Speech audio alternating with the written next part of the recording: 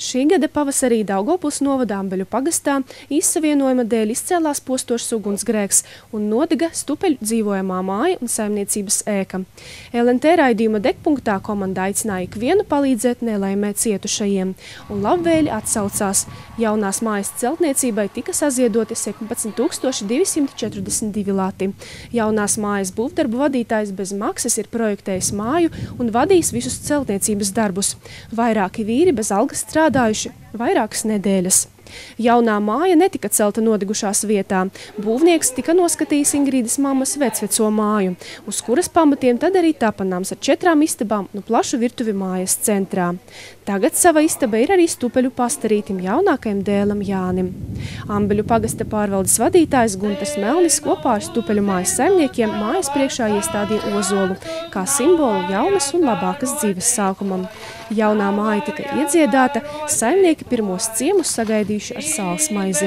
Apdrošināšanas kompānijas Sīzam pārstāve saimniekiem dāvājusi apdrošināšanas polisi.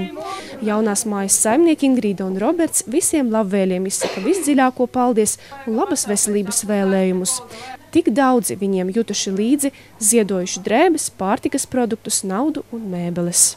Pats galvenais cilvēki ziedotāji, kuri ziedoja par Ziedoja mēbeles. Jā, mēbeles ziedoja Aglonas uzņēmējs. Tas visu pateicoties mūsu draudzes prāvestam Antonam Aglonītim vispārīgi. Trūkst vārdu visiem lielu paldies, kas ir palīdzējuši.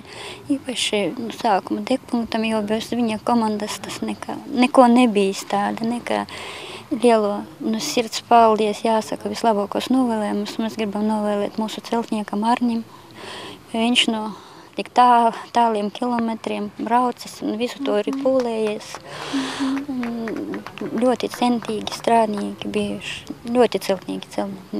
Un lielo paldies, tiešām jāsaka mūsu prāvestam Antonam Aglonītim, jo viņš dabūjis sadarbojas ar tādu uzņēmēju Arturu Aglonas, kur ziedojas tik daudz mēbeles, un viņam arī visstiprāko veselību un visu pašu labāko novēlēt mēs gribam.